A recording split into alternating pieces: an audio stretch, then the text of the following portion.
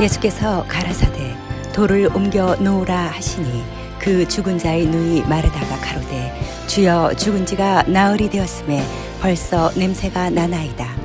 예수께서 가라사대 내 말이 내가 믿으면 하나님의 영광을 보리라 하지 아니하였느냐 하신대 돌을 옮겨 놓으니 예수께서 눈을 들어 우러러 보시고 가라사대 아버지여 내 말을 들으신 것을 감사하나이다. 항상 내 말을 들으시는 줄을 내가 알았나이다. 그러나 이 말씀 하옵는 것은 둘러선 무리를 위함이니 곧 아버지께서 나를 보내신 것을 저희로 믿게 하려 함이니이다. 이 말씀을 하시고 큰 소리로 나사로야 나오라 부르시니 죽은 자가 수족을 배로 동인 채로 나오는데 그 얼굴은 수건에 쌓였더라. 예수께서 가라사대 풀어놓아 다니게 하라 하시니라. 저희가 하는 사역 중에 하나가 그 선교 전문 방송을 지금 사역 중에 하나로 하고 있는데, 그리고 한 5년째 되는데 거의 700 몇십만 클릭이 지금 넘어갑니다. 그리고 지난 5월 달에 들은 그 우리 홈페이지를 클릭한 도시의 수가 그 구글 거기 그 분석기에 나오는데, 그건 저희가 건드릴 수 없는 건데 한 233개 도시 전 세계에서 그걸 듣고 있습니다. 그래서 저거를 좀 올리면 선교사님들이 그 나라에서도 그 농화 선교에 굉장히 좋은 또 도전이 될 것 같고 그렇습니다. 그래서 저는 뭐를 보아도 어떤 거를 이렇게 연결이 돼도 저의 온 마음과 생각과 모든 거는 선교로 연결이 됩니다. 그래서 이렇게 생각을 하다 보니까 어떤 것이 이렇게 연결이 되면 저한테는 그것이 다른 분들한테는 별로 기회라는 생각이 안 될 텐데 저한테는 기회가 됩니다. 그래서 모든 마음과 모든 생각과 관심과 모든 시간과 에너지와 모든 것이 저는 그렇게 연결이 돼 있습니다. 저는 이제 선교사고 그래서 여기 우리 오렌지 힐 교회 우리 백 목사님 뵙고 또 여러분 뵈면서도 벌써 저는 한 가지가 벌써 마음에 들어왔습니다. 저거 농화 선교에 물론 각 나라마다 제스처와 언어가 다르겠지만 참 좋겠다라는 생각이 들었습니다. 이게 아마 선교적 마인드가 있는 삶의 모습이 아닌가 저 스스로 이렇게 생각을 합니다. 저는 85년 말에 케냐에 선교사로 파송을 받고 도착은 86년에 했습니다. 그래서 아까 세네갈 그 영상을 보면서 저도 많이 이렇게 오버랩이 되는 그 부분이 많이 있습니다. 거기 애들의 눈동자라고 얘기했는데 그 선교사님이 또 자기 심장에 문제가 있는데 다시 심장이 돼도 또 선교로 가겠다고 말씀하시고, 이런 모습 보면서 저런 그 선교사의 마음이 그 하나님이 주시는 특별한 마음이다, 그런 생각이 들 겁니다. 그래서 또 하나의 생명이 나에게 주어진다면 이라는 그런 어떤 철학적인 질문이 본인에게 있죠. 우리 모두에게도 있을 겁니다. 내가 만약에 다시 태어난다면 어떤 삶을 살 것인가? 이런 것이 오늘 우리가 생각해 볼 수 있는 이 본문의 내용입니다. 이 나사로라는 인물이 사실은 그런 경험을 한 겁니다. 아마 이렇게 다시 태어났다, 죽었다가 다시 생명을 얻었다라는 이 경험을 한 사람은 물론 지금도 뭐 그런 기적들이 일어나죠. 이미 심장이 멈췄다가 뭐 천국을 갔다 온 사람도 있고 지옥을 갔다 왔다는 간증을 하는 사람도 있고, 그러면서 새로운 생명을 받아서 다시 연장돼서 사는 사람도 있고요. 또 뭐 그냥 의학적으로 본다면 수술실에 들어가서 마취해서 정신이 나가면 이제 수술을 하지만 사실은 깨어날 때는 여러분 마취실에 들어가면 사인하죠. 이게 내가 영원히 태어나지 못해도 괜찮습니다. 사실은 그렇게 하고 수술실에 들어가죠. 어떻게 보면 저희도 날마다 삶이 그런 것 같아요. 아침에 일어나는 이 특권은 우리가 미리 예정했기 때문에, 건강이 완전하기 때문에, 뭐 조건이 완전하기 때문에 다시 일어난다는 거는 이거는 아닙니다. 이거는 하나님의 영역이에요. 오늘의 삶, 이 순간은 사실은 하루하루 1초 1초가 이거는 우리가 예정된 삶이라고 우리가 생각할 수 있지만, 어떻게 보면은 하루의 삶은 사실은 하나님의 영역입니다. 근데 그 하나님의 영역을 우리가 살아가면서 어떻게 보면 참 우리가 그냥 너무 교만하다 그럴까요? 당연히 하나님이 또 하루의 삶을 허락하시겠구나라고 생각을 하죠. 그래서 내일은 어떤 계획, 그 다음은 어떤 계획, 다 나름대로 계획을 하고 살아갑니다.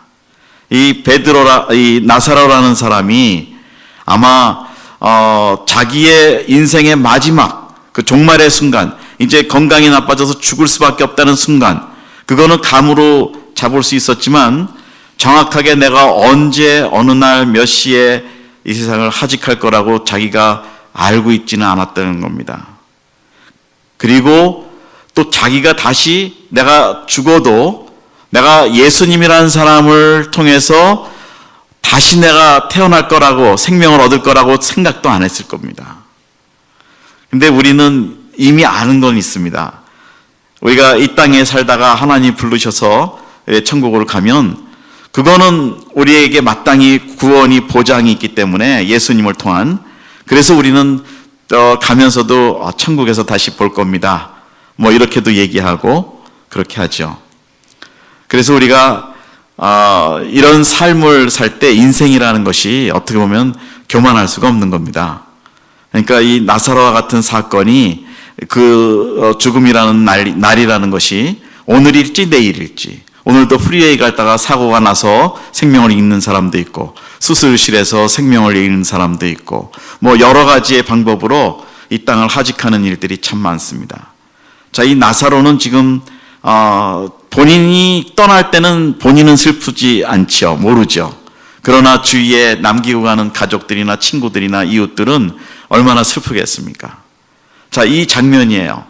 여기에서 예정되지 않았던 이 장면에 예수님의 이 사건이 등장을 한다는 거죠. 그리고 우리가 성경을 보면 그 하나님의 그 구약부터 계시록까지 하나님의 기사와 이적, 예수님의 기사와 이적, 이런 것들은 사실은 죽은 자를 살리시는 이적이 많지 않아요. 신약에서는 참 예수님이 이렇게 처음으로 하시는데, 여러분 이런 거를 우리가 상상할 수 있었을까요? 죽었던 사람이 다시 동굴 밖으로 나오는 사건, 그리고 마을 사람들이 다 장사에 지내고 그래서 마을 사람들이 모였는데 예수님을 따라왔는데 예수님이 그렇게 말씀하십니다. 돌을 굴려서 놓아라. 근데 그 주위에 그 말을 듣고 하는 사람들, 이제 건장한 남자들 친구들이 했겠죠. 근데 왜 그러는지도 몰랐을 겁니다. 설마 뭐 저분이 이 죽은 나사로를 다시 살리실까라는 기대도 하지 않았을 것이고, 그런데 지금 엄청난 사건이 여기 지금 벌어지고 있습니다. 자기 평생에 전혀 듣지도 보지도 못했던 놀라운 일이 생기는데, 죽었던 정말 세상 말로 하면 시체죠. 시체가 얼굴에 수연도 쌓이고 몸에 이게 배로 이렇게 쌓여 있고, 이런 상태로 그것이 말씀하시니까 그대로 나사로가 나왔다고 여기 표현이 되어 있습니다. 어떤 방법으로 나왔는지 모르지만, 뛰어왔는지 기어왔는지는 모르지만, 하여튼 결과적으로는 예수님의 말씀으로 인해서 나사로가 나왔고, 그리고 살았다가도 얘기 안 하십니다. 그냥 옆에 있는 친구들한테 풀어놓아서 다니게 하라, 그렇게 말씀하세요. 이것이 오늘의 제목입니다. 풀어놓아 다니게 하라. 자, 우리가 다녀야 될 범위가 어딘가? 사실은 이 크리스찬의 삶은, 우리는 세계를 품는 크리스찬이라고 우리는 얘기합니다. 그 열방을 품는 크리스찬. 그러니까 우리 하나님이 우리에게 주신 이 삶의 범위가, 물론 여기 남가주가 될 수 있고, 좀 더 크게 나가면은 뭐 이 캘리포니아가 될 수 있고, 좀 더 나가면은 미국이 될 수 있고, 좀 더 크면은 뭐 북미주가 될 수, 이렇게 좀 범위가 넓어지지만, 사도행전에서 유대와 사마리아 땅끝까지, 예루살렘과 이렇게 나가라고, 땅끝까지 가라고 범위를 넓혀주시지만, 그 의미는 문자적으로는 동시에 그 나가는 겁니다. either, both way. 그러니까 이 예루살렘이든지 땅끝이든지 그것이 하나의 경계로 섞여 있는 말씀이에요. 우리가 생각할 때는 처음에 요 동네 예루살렘에서 유대와 사마리아와 땅끝까지라고 원을 그리면서 하나씩 하나씩 넓어지는 개념인데, 성경의 원어는 그것이 아닙니다. 한꺼번에 예루살렘이든지 땅끝이든지 하나의 범위로 얘기해요.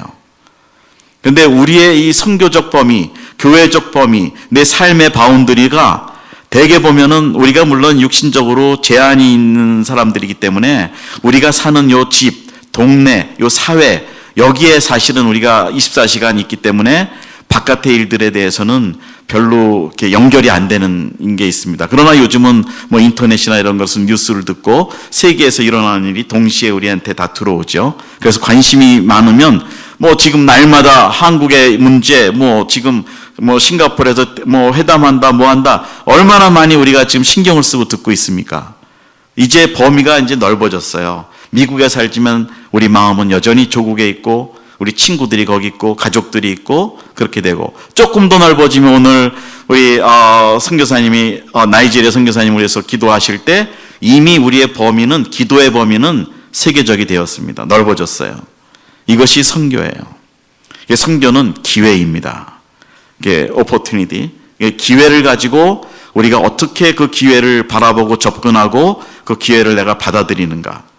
그러니까 하나님이 날마다 우리의 삶에 기회를 주시죠. 하루하루에 기회를 주시는데 이 하루 24시간의 삶에 나에게 주어졌던 이 기회들을 내가 어떻게 하면 하나님 나라를 위해서 내가 쓰고 또 거기에 사용당하고 또 헌신하느냐. 이런 것이 우리 크리스찬의 마음이라는 거죠. 물론 우리가 직장에서 일도 합니다. 뭐 자녀들을 케어합니다. 뭐 가족들을 돌보고 다 마땅히 우리가 하지만 거기에 하나님의 뜻이 있고 하나님의 일이 연결이 되고 결국은 그것이 선교와 연결이 된다는 것, 좀 큰 마음으로 우리가 본다는 겁니다. 자, 이 나사로는 죽었다가 살아났다는 이 아주 특별한 이 은총이, 이 축복이 이 삶에 지금 주어졌습니다. 저는 이 나사로와 같은 사람이 누구일까? 그게 바로 우리 자신입니다. 우리가 예수님을 만나기 전에는 이미 죽었던 자리에 있던 사람이었지만 예수님을 만나고 예수님을 영접하면서 내가 구원의 자리로 옮겨졌을 때는 이미 나사로가 죽음 무덤 가운데 있었을 때와 그런 모습과 내가 예수님을 만났을 때 나사로가 바깥으로 나왔던 그 모습하고 우리가 똑같다라는 거죠. 그러지 않습니까? 동의하시죠? 예, 우리는 죽었던 나사로였다는 거예요. 그 예화가 그냥 나사로 사건을 예수님의 능력, 위대하심 이거를 말하기 위해서 한 그 단순하게 그거 기사만 적어놓은 말씀이 아니라는 거죠. 그게 바로 너 자신이다 라고 생각할 수 있어야 된다는 거예요. 그것이 나라고 생각할 수 있어야 된다는 거죠. 우리 옆분하고 한번 인사해 보세요. 아, 나사로셨군요. 저도 나사로였습니다. 한번 해보세요. 자, 나사로가 죽을 때 혹시 뭐 그 당시에 은행이 없었지만 은행에 있는 돈 다 꺼내가지고 이건 내 돈이니까 내가 가지고 가야 된다 그러고 뭐 누구 시켜서 다 갖고 와 그래서 주머니에 넣고 죽었을까요? 아니죠. 그냥 죽는 순간에는 더 이상 아무것도 없어요. 뭐 위대한 재벌, 뭐 돈 많은 세상의 위대한 재벌도 자기의 생명을 1초를 가지고 자기의 전 재산을 들여서 연장시킬 수 있을까요? 살 수 있을까요? 생명이 있을 때는 뭐 자동차 좋은 것도 사고 집도 사고 뭐도 사고 다 살 수 있지만 죽음 앞에서는 그 시간은 하나님의 영역이기 때문에 절대로 살 수가 없습니다. 우리가 죽음 앞에 쓴다는 거 생각할 때는 여러 가지 우리가 정리가 돼야 됩니다. 내가 무엇을 위해서 살아왔던지, 내가 무엇을 위해서 최대의 노력을 했던지 이런 것들을 한번 정리하고, 가끔 우리가 크리스천으로서 살아가면서 정리를 좀 해가면서 살아가야 될 것 같습니다. 이 오렌지 힐 철치라는 이름은 저는 페이스 힐 철치라고 좀 바꾸고 싶어요. 아니, 제가 바꾸는 건 아니지만 의미상. 왜냐하면 믿음의 언덕에 있는 교회. 그렇죠? 예. 뭐 옛날에 여기 오렌지 농장이 있었는지 모르지만 우리는 믿음의 언덕에 있는 사람들로 가끔 올라왔던 길을 한번 돌아보고 또 앞으로 갈 길을 바라보고 또 우리 개인의 인생의 여정에서도 한번 우리가 그런 일을 해본다는 거죠. 예, 그런데 거기에 선교사로서의 삶에 대해서 어떤 퀘스천이 있는지를 우리는 꼭 가져야 된다는 겁니다. 왜냐하면 크리스찬이라는 의미는 여러분이 아시겠지만 그 예루살렘의 박해로 인해서 안디옥으로 갔을 때 그때부터 비로소 크리스찬, 예수를 따르는 사람이라고 이름이 붙여졌죠. 그러면 크리스찬이라는 의미는 그 당시에 어떤 의미였냐면 예수를 증거하는 증인들이라고 안디옥에서 그 이방인들이 있는 도시에서 이 예수님을 믿는 성도들을 그렇게 이름을 줘줬다는 거예요. 거기에서 그들이 했던 삶은 자기의 평범한 삶 속에 예수님을 증거했고 지금 말로 하면 그거를 선교사로 살았다는 것이죠. 지금 우리의 삶의 범위가 선교가 따로 있고 뭐 내 일상이 따로 있고 내 직업이 따로 있고 이것이 아니라는 겁니다. 우리는 어느 시간에 있던 어느 위치에 있던 어느 공간에 있던 우리는 예수 그리스도의 증인으로 살아가는, 다시 말하면 선교사로서의 삶을 살아가는 그런 우리들이라는 겁니다. 그리고 살다 보면은 물론 어려움도 있고 우리가 바라는 기도 제목도 있고 목표도 있습니다. 그러나 그것이 어떤 때는 더디 오고 하나님이 아직 응답을 안 주시는 경우도 있고 그렇죠. 중요한 거는 그 기도 제목이 응답되느냐 안 되느냐보다는 하나님이 나에게 바라시는 삶의 모습이 무엇인가가 더 중요하지 않는가, 우리가 한번 질문해야 된다고 생각합니다. 내가 바라보는 나의 삶의 모습과 나의 삶의 목적, 그것이 있고 하나님이 나에게 기대하시는 삶의 목적이 무엇인가. 그거는 내가 하나님의 사랑으로 하나님의 사랑을 증거하고 예수 그리스도를 증거하고 나같이 죽었던 사람이 다시 구원의 생명의 자리로 옮겨지는 그 역할을 내가 감당하는 것, 그것이 하나님의 목적이라는 겁니다. 그래서 축복의 목적이 다른 거 아닙니다. 축복은 그냥 내가 통로가 되는 것이 정확한 의미입니다. 그것이 나로부터 마지막으로 쌓여지고 그것을 내가 사용하고 누리는 그것은 축복이 아닙니다. 축복은 하나님이 주신 그 복을 어떻게 하면 내가 흘려보내는가, 나누는가, 이것이죠. 그것이 정말 복의 의미고 축복이라는 거죠. 그래서 우리는 이미 축복을 받은 사람입니다. 육신적으로도. 제가 아프리카에 있었을 때 거기에 마사이 부족이라는 곳은 그 소똥으로 집을 줍니다. 물이 없어요. 그래서 그 소들을 이제 키우는 유목민인데 소똥이라고 그래서 죄송합니다. 하여튼 그 소똥으로 눅눅할 때 나무 갈대 같은 거를 이렇게 움막같이 만들어서 그 위에 덮어요. 그리고 손으로 만져요. 그래서 다 이렇게 쌓는데 제가 이렇게 방문하면 어떤 때는 그 축축한 소똥 묻은 손으로 반갑다고 악수도 해요. 그 사람들은 더러운 게 아니니까. 그런데 뭐 거기 벌레도 많고 뭐 사실은 그렇죠. 근데 그런 삶의 환경과 이 미국에서는 우리 삶의 환경, 뭐 사실 공간이 작아서 원베드룸 산다 해도 이 수준은 사실은 이 지상에서 세계 최고의 수준이에요. 여러 가지 문화적으로나 시설로. 근데 이것이 불편하다고, 이것이 부족하다고 생각한다는 자체는 이미 그 축복을 모르는 거죠. 지금 이렇게 우리가 영적으로도 또 축복이 이렇게 마음껏 예배 드릴 수 있는 장소에 있다는 것, 마음껏 원하면은 모여서 기도하고 찬양하고 예배할 수 있는 이 자유, 이것은 엄청난 축복입니다. 그 다른 나라에서는요, 예수님 이름도 큰 소리로 부르지 못해서 숨어서 예배 드리는 사람 많죠. 우리가 잘 알듯이 이런 지역도 많고, 예수를 고백하면은 그 죽음을 당하는 그런 문화도 있고 그렇습니다. 무슬림들 거기는 명예살인이라는 문화가 있죠. 그래서 알라를 배반하고 무슬림에서 개종하면 자기 가족의 가문의 명예를 더럽혔다고 그래서 명예살인을 합니다.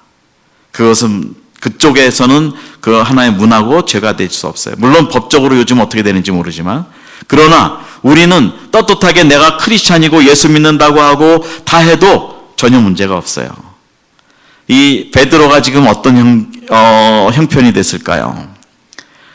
이 베드로는 지금부터는 아마 그 죽음 전에, 무덤 그 전의 삶이 예수님을 얘기를 얼마나 했는지 모르겠어요. 뭐 만난 적이 있었는지 모르지만 성경에서는 이때가 지금 만난 거고 그 누이들이 예수님을 아는 거고, 그래서 아마 어떤 연결은 있었을 거지만 이의 삶에, 자기 삶의 중심의 주제가 예수였을까요? 그러지 않았습니다. 아마 자기 관심사, 자기 생업, 뭐 농사를 졌다면 그 당시 농경 문화니까요. 농사를 졌다면 벼는 언제 심고 뭐는 어떻게 수확하고 이런 거에 온 관심이 있었을 거고, 좀 더 수확을 하면 어떻게 하는 것이고, 그런 것이 아마 인생의 가장 중요한 이슈가 되지 않았을까 생각이 들어요. 그러나 이제 죽고 난 이후에 죽어보니까 이 인생이 완전히 막 정말 득도가 된 거죠. 다 아는 거예요. 인생이 뭐가 중요한가 알았습니다. 인생의 가장 중요한 존재는 예수 그리스도라는 것, 그것만이 없다는 거예요. 이것이 이 나사로가 삶이 그렇게 변했다는 겁니다. 이기적인 삶에서 이타적인 삶으로, 여태까지는 나만 생각하던 삶에서 이제는 내 중심의 삶이 아니고 예수 중심의 삶이 된다는 것, 이것이 진정한 크리스찬이라는 거죠. 우리는 이런 삶을 통해서 우리가 미국 생활을 하면서 한번 좀 돌아봐야 될 때가 아닌가. 1년에 한 번, 아니면 1년에 매주가 선교주일일 수 있지만 한번 이럴 때만이라도 나와 선교, 나와 하나님 나라, 나와 예수, 이거를 한번 좀 생각해 볼 수 있는 기회가 되지 않을까 생각이 들어요.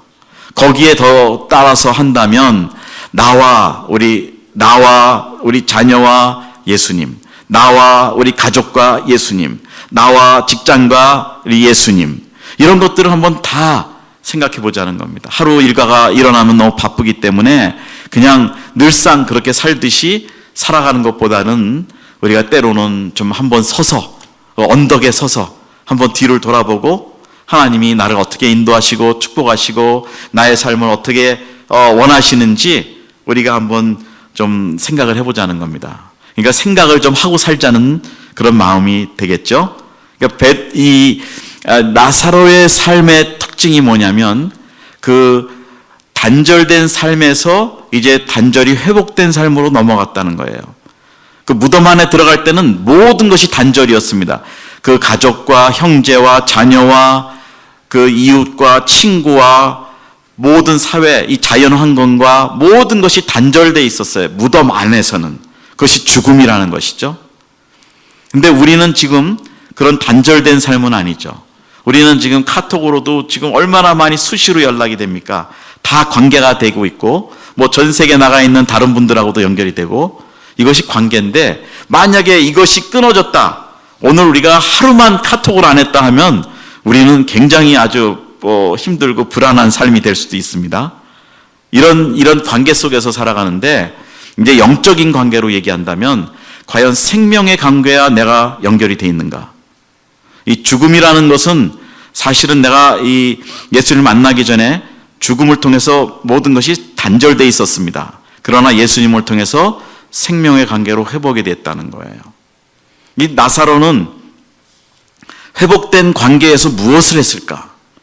이 풀어놓아 다니게 하라는 그 예수님의 말씀 속에는 이 회복된 단계 속에서 네가 무엇을 하고 살아가라고 거기에 의미가 있다는 거예요. 거기에 정확하게 어떤 말을 하고 다녀라라고 거기 문장을 집어넣어 주시고 가르쳐 주지는 않으셨지만 이미 예수님이 아십니다. 나사로가 이제 자기가 죽음에서 일어났던 일들에 대해서 생명을 얻었고 새로운 관계가 됐던 이 일에 대해서 놔둬도 풀어놓아 다니기만 해도 그의 입에 나오는 말의 중심이 예수 그리스도였다는 것이죠. 아멘.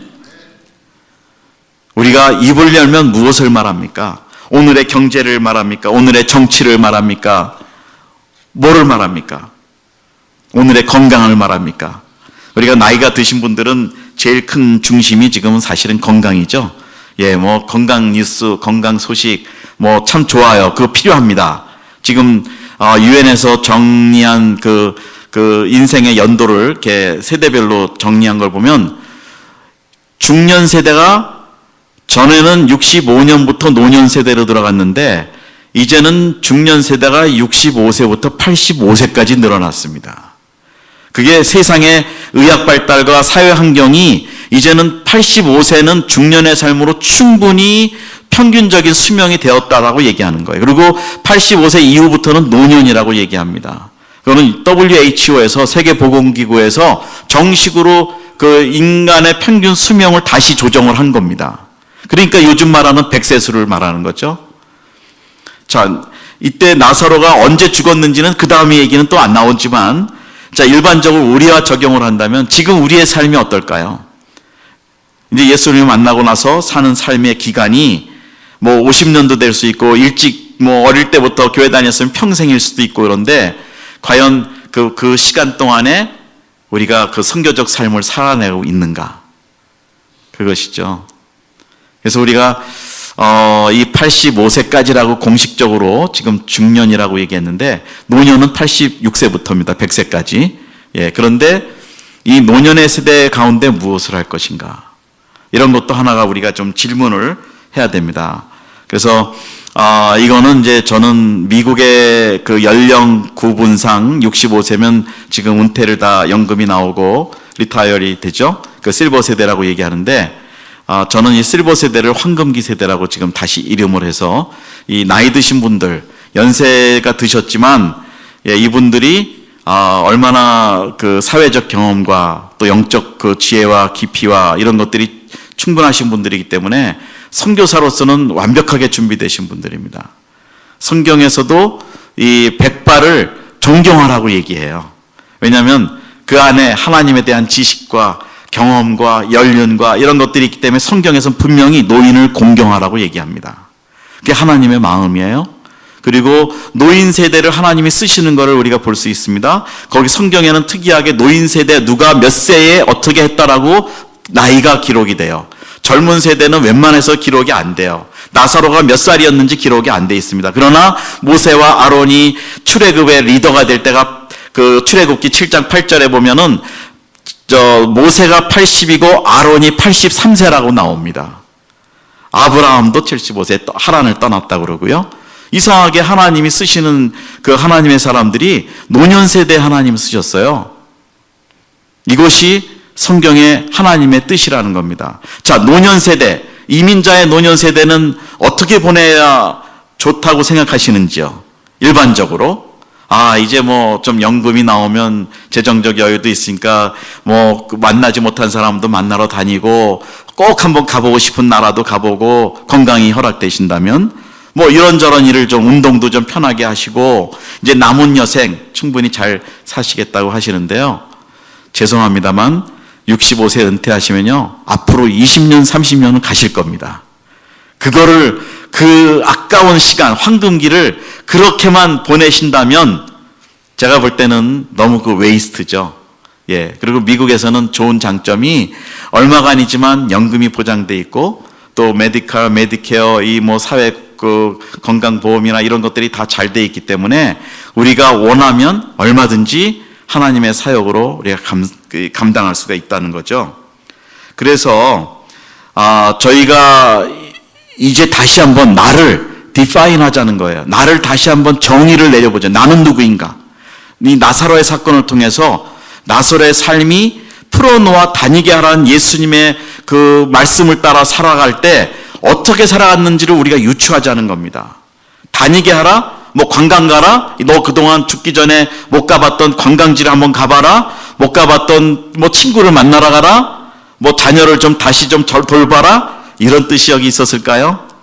아닙니다. 이 새 생명을 얻은 이상 예수님을 증거하는 것, 하나님 나라의 확장을 위한 도구가 되는 것, 그것입니다. 자, 물질 중요합니다. 시간, 건강 다 중요합니다.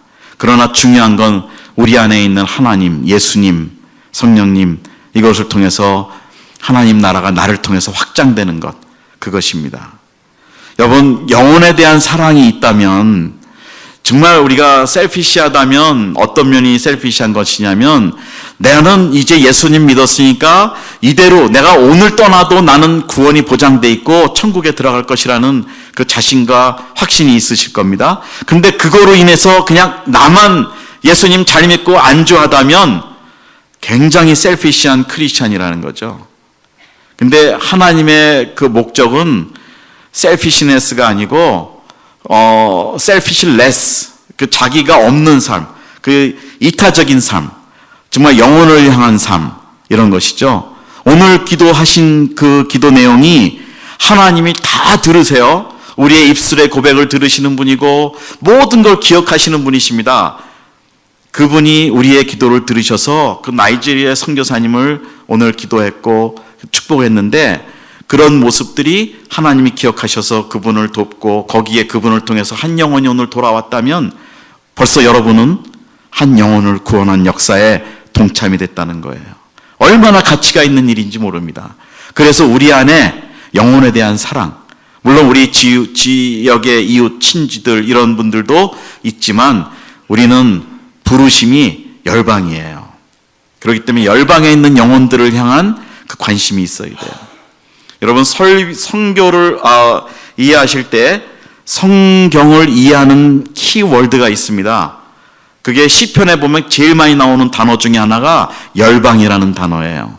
시편은 성경을 딱 그렇게 그냥 페이지 수로 반을 딱 열면 시편이 나오죠. 그 성경책 전체의 중간 지점에 나오는 키워드가 성경을 여는 열쇠 거기 있습니다. 그게 nations, 열방, 민족들. 그런 얘기예요. 에뜨네. 이런 얘기인데, 우리 안에 열방에 대한 관심이 있는가? 내가 비즈니스를 해도 이거를 통해서 열방하고 연결이 되는가? 내가 어떤 일을 전문성을 가지고 있을 때 이거하고 열방에 연결이 되는가? 우리 자녀가 클 때 여기서 성공을 하고 그럴 때 이 자녀의 삶이 열방하고 연결이 되는가? 내가 섬기는 이 교회가 열방하고 연결이 되는가? 이것이 크리스찬의 마음이고 이것이 선교의 주제라는 거예요. 한번 1년에 한 번이라고 이제 공식적으로 선교 주일이라고 이렇게 우리가 예배를 드리는데, 이럴 때만이라도 내 삶이 다시 한번 선교에 초점을 두자는 겁니다. 이 삶의 모습이 하나님이 가장 기뻐하시는 것, 그 미시오 데이, 선교에서는 우리 하나님을 미시오 데이라고 그래요. 그 보내시는 하나님, 하나님의 그 중요한 속성 중에 하나가 하나님은 보내시는 하나님이에요. 아브라함을 보내시고 요셉을 보내시고 계속 이민자로 보내시고 이방의 빚으로 보내시고 우리를 미국으로 보내시고 지금 여기에 보내심을 받아서 우리가 왔다는 거죠. 미시오 데이, 하나님의 원대한 뜻, 거룩한 뜻으로 오늘 이 시간 우리가 이 자리에 앉아 있다는 것입니다. 그리고 이 메시지를 우리가 함께 나누고 있다는 겁니다. 이 선교적 메시지. 그렇기 때문에 여러분, 교회는 세상의 교회 중에 작은 교회라는 표현을 우리가 뭐 사이즈니 뭐 이거 갖고 하지만, 교회는 작은 교회가 없습니다. 하나님의 교회는 어느 교회든지 세계적인 교회예요. 단 2명이 모여서 예배를 드려도 그 교회는 세계를 품은 교회예요. 이미 열방하고 연결이 되고 복음을 전해야 되고 기도하고 헌금하고 내가 재능으로 봉사하고 이런 것들이, 이것이 하나님이 원하시는 교회의 모습입니다. 그래서 이 선교는 교회의 본질이라고 얘기하죠. 예, 교회의 본질이 선교인데 우리가 교회의 일원이고 성도인데, 그러면 교회의 본질이 내 안에 들어와야 되는데, 이 교회의 본질인 선교가 나하고는 상관이 없다면, 선교와 내가 삶에 상관이 없다면 이미 본질이 없는 성도의 삶이라는 거죠. 논리적으로 얘기한다면. 그렇기 때문에 여러분, 이게 선교가 중요합니다. 그리고 여러분 자신을 볼 때, 자, 나사로가 또 하나는 자기가 선교사라고 생각을 했었을까라는 질문이 있습니다. 살아나서 나왔을 때 자기는 선교사라는 자기 자신의 아이덴티티는 없는데, 예수님이 말씀하세요. 너는 이제 풀어놓았으니까 다녀서, 말씀은 안 하셨지만 선교의 사명을 감당해라. 복음을 전해라. 우리도 그런 모습이죠. 이제는 우리가 묶여있는 게 무엇인가? 내가 재정인가, 시간인가, 건강인가? 사실은 우리가 기도 제목이 다 풀어달라고 하는 기도 제목이거든요. 재정을 위해서 기도할 때는 재정의 문제를 풀어주세요. 건강의 문제는 건강을 풀어주십시오. 관계면 관계의 문제를 풀어주십시오. 뭐 이런 것들을 다, 기도의 원래 목적은, 사실 하나님 앞에 기도하는 제목은 목적이 풀어달라고 기도하시는 거잖아요. 우리가 그렇게 기도하죠. 자, 그러면 풀어주시면 뭐 할 겁니까? 그 풀렸어요. 재정이 풀렸고 건강이 풀렸고 뭐 이런 게 풀렸으면 그 다음에 그 풀린 걸 가지고 내가 편하게 이기적으로 살라고 하나님이 주신 응답일까요? 이제 그거를 나누고 전달하라는 것이죠. 이것이 선교사의 삶의 목적이라는 겁니다. 여기서 또 하나 특이한 점은, 이 나사로의 기적에서 특이한 점은 무엇이냐면, 이 만약에 의사가 여기 있었다면, 그게 그 나사로를 장례식을 치렀던 장의사가 거기 있었다면 그게 믿었을까요? 저 예수님이 그 나사로를 불러서 나왔는데 풀어놓아 다니게 하라는데 다닐 때는 살아있기 때문에 다닐 수 있는 거 아닌가요? 생명이 들어왔기 때문에 몸이 움직이고 다닐 수 있고 보고 듣고 할 수 있는 건데, 의사가 거기 있었다고 하면, 그리고 장례식을 했던 사람이 거기 있었다면, 그 친구들이 다 장례식에 있었는데 그거를 의학적으로 믿을 수 있었을까 하는 질문이 우리에게 생긴다는 겁니다. 과연 의학적으로 사흘이 지났는데, 그 이스라엘이 건조하고 덥고 그래서 장기가 썩어가는 시간인데 거기에서 생명을 얻었다. 이건 의학적으로 도저히 받아들일 수 없는 그런 사건이에요. 기적이죠. 그리고 인간의 확률, 가능성으로는 0%입니다. 완전 제로. 1%도 가능성이 없었어요. 근데 예수님의 그 기적의 모든 기본적인 특징은 그겁니다. 사람의 확률이 제로가 될 때. 그래서 우리가 가지고 있는 내 인간의 지식이나 확률적인 계산이나 이걸 가지고 하나님과 딜을 하기 시작한다면, 그래도 내가 1%는 가능성이 있고 요 정도 투자하면 뭐가 돌아오고 뭐 어떻게 마케팅을 잘하면 비즈니스가 되고, 이거는 다 확률 게임이고 확률 싸움인데, 하나님의 방법은 확률을 생각하지 말라고 말씀하세요. 그 확률에 묶여버리면 하나님의 기적을 일으키실 수가 없어요. 그리고 사람들이 얘기할 때 내가 이런 확률을 통해서 이렇게 시도를 했더니 이것이 대박이 터졌더라 얘기하는 거죠. 그런 것을 하나님은 절대 용납을 못 하십니다. 하나님의 능력으로는 세상의 모든 불가능, 완전 가능성이 제로인 상황에서만 역사를 하시도록 돼 있어요. 그래야 내가 여호와인 줄 너희가 알리라. 그렇게 말씀하셨기 때문에 그거를 스스로 증명하셔야 되기 때문에 인간의 과학적인 확률이나 이런 자연적인 이치나 사람이 하는 이치나 이런 거에 의해서 근거를 가지고 기적을 일으키시면 사람들이 그 자연은 그런 방법으로 이동이 되기 때문에 됐다라고 얘기하기 때문에 절대로 하나님이 일을 안 하신다는 거예요. 우리가 건강이 약하죠. 의사는 소망이 없다고 얘기합니다. 그럴 때 하나님이 역사하셔서 우리가 건강이 회복되면 거기서 나 여호와인 줄 너희가 알리라 말씀하시는 거예요. 재정적인 능력, 비즈니스 능력, 나로서는 할 수 없지만 거기서 하나님이 문을 여시면 이것이 나 여호와인 줄 알리라 라고 말씀하시는 겁니다.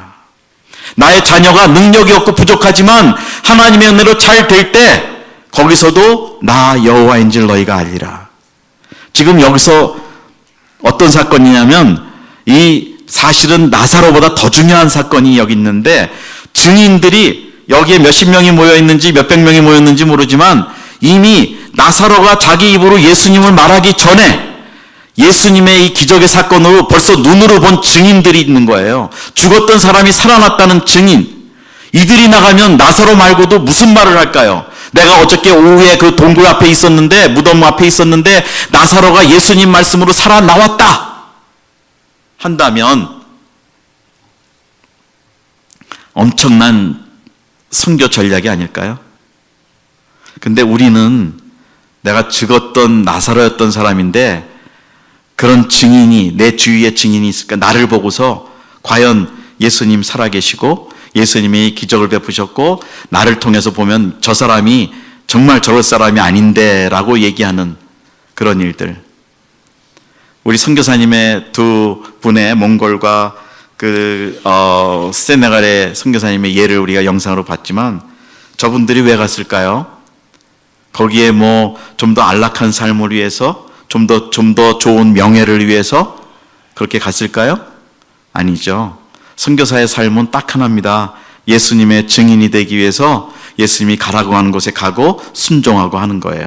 그런데 다만 구분이, 저와 여러분은, 저는 물론 아프리카 케냐에 있었지만 여기 와서 이 사역을 하라고 말씀하셔서 저는 하는 거고, 여러분은 평범한 익명의 선교사로 보내신 거예요. 사도행전의 역사에 보면은 익명의 선교사들이 많이 있습니다. 익명의 성도들이 있어요. 이름을 다 말하지 못하는, 기록하지 못한 성도들이 그 오순절 사건에서도 그 오순절 그 행사에 주위의 14나라의 지방에 나가 있던 디아스포라 유대인들이 들어와서 방언이 달라요. 말하는 내용이 다르고 거기서 2세, 3세가 돼서 말이 다르지만 한마디로 그 메시지를 듣게 되는 거예요.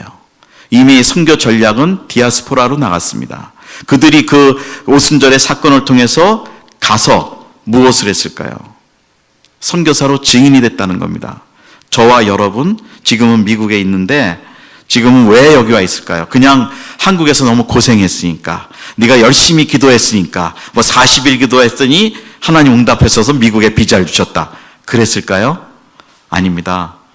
우리를 부르신 목적은 4천만 중에 뽑아내셔서 너는 미국이라는 곳, LA라는 곳, 특히 그 옆에 있는 곳, 이곳에 가서 나를 위해서 복음을 전하고 복음을 위해서 살고 세계 선교를 위해서 살라고 보내셨다는 거예요. 이건 특권입니다.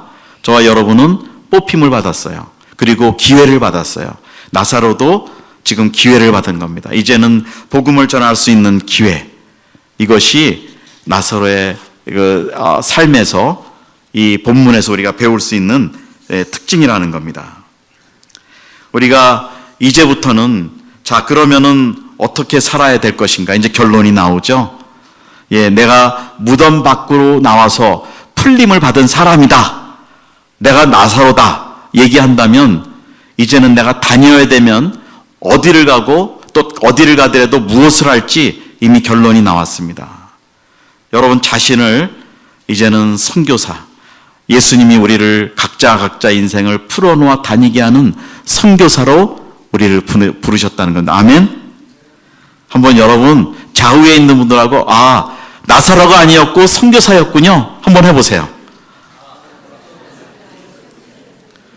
자, 오늘 분명히 여러분이 옆에 있는 분을 선교사로 임명하신 거예요. 지금 선교사라고 임명한 거예요. 아멘?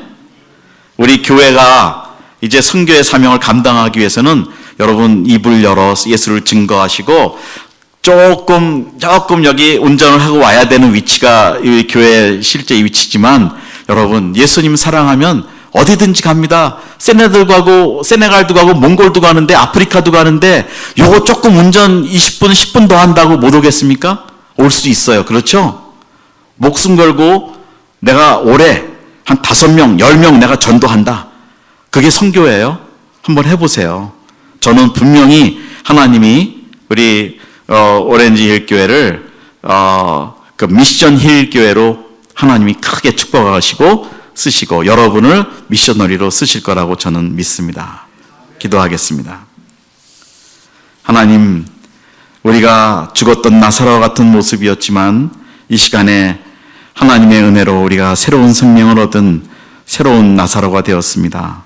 이제부터는 우리가 선교사로의 삶을 살 수 있도록 하나님 우리 마음을 인도하시고 축복하시고 우리를 사용하여 주시고 우리 오렌지 힐 교회를 하나님 크게 선교적 교회, 선교하는 교회로 축복하여 주시옵소서.